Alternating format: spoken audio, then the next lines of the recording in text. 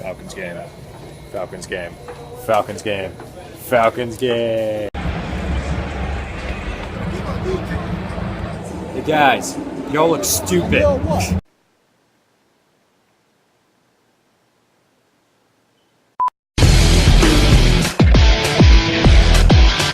Press the start buttons on your PS4s and your Xbox Ones and join me for this edition of Time to Football. My name is Assad Khan. I'm going to be your host. Week 11 was crazy to say the least. You had Justin Colquitt and Brenton Colquitt leg dueling it out in that Denver versus Kansas City game where Denver ruined the Chiefs' chances of making an undefeated run. And how about the Tampa Bay Buccaneers winning 2 straight games by making it rain? Told you it wouldn't work. Hungriest player of the week, the one that wanted it the most. Now prior to the game versus the 49ers, New Orleans Saints kicker Garrett Hartley only made 3 of his last 6 field goals attempted, opting the Saints to bring in and try out free agent kickers. However, he solidified and proved why he should be the starter in New Orleans. In that game versus the 49ers, he went 3 for 3, one being a game-tying field goal sending the game to overtime, and another a game-winning field goal in overtime, leading the Saints to victory 23-20 over the 49ers. And that's why he is the hungriest player of the week. Random moment of the week. Now we usually talk about NFL football on here, but for today we're going to go to middle school football.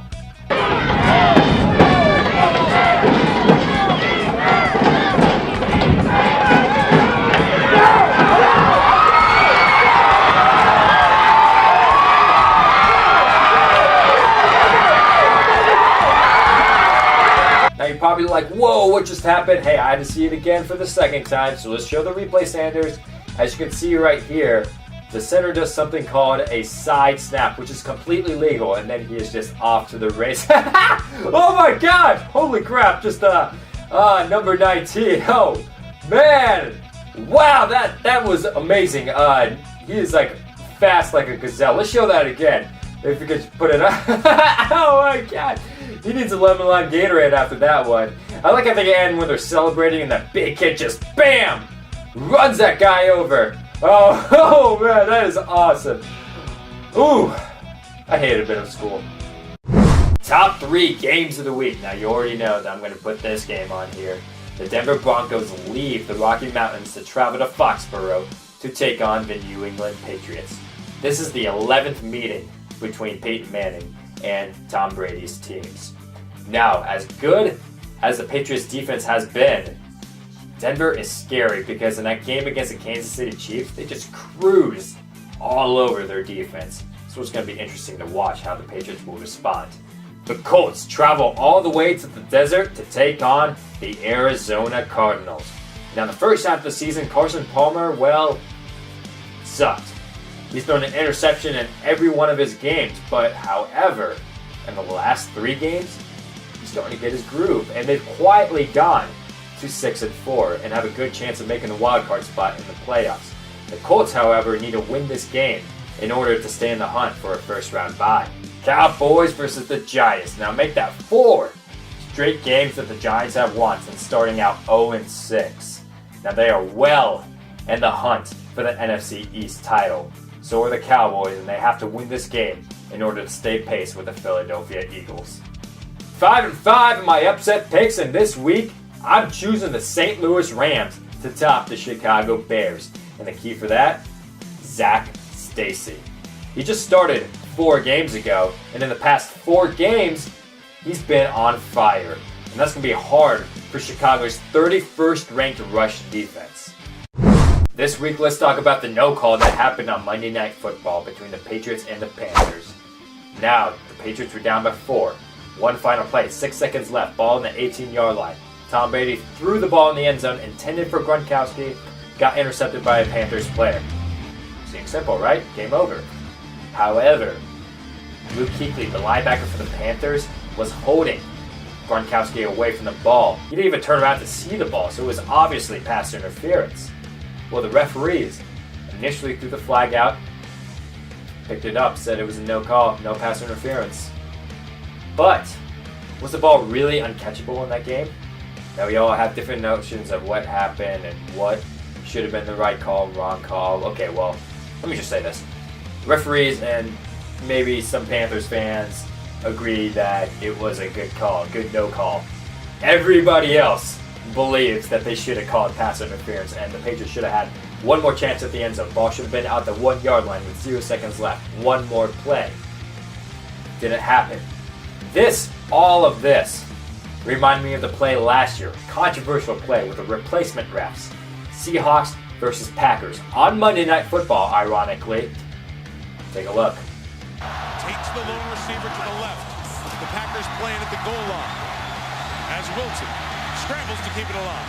The game's final play is a Wilson lob to the end zone, which is fought for by Tate with Jennings simultaneous. Who has it?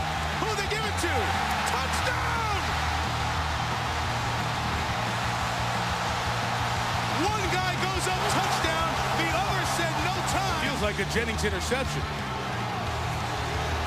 And they're fighting with both hands on the ball. And Jerry, you said the ball's got to press to the chest of Jennings. Yes, Jennings has the ball in his arms to his chest. Now Tate has hands on the ball, but Jennings has the ball to his body. The call on the field stands. Touchdown. Seahawks win in the most bizarre finish you'll ever see. Now that play is dubbed as the Fail Mary because MD Jennings, the defensive back for the Packers, should have had control of that ball and the Packers should have won that game. However, they awarded the touchdown to Golden Tate and the Seahawks won. How did that affect the NFC? Well, let's show you. See, if the Packers would have won that game, they would have gone 12-4 for the year, getting a first round bye. Now that affects everything, a lot more than you think in the NFC. Because what if the Packers would have gone on to the Super Bowl? Heck, what if the Atlanta Falcons, who faced the 49ers and the Seahawks in that playoff, would have gone on to the Super Bowl?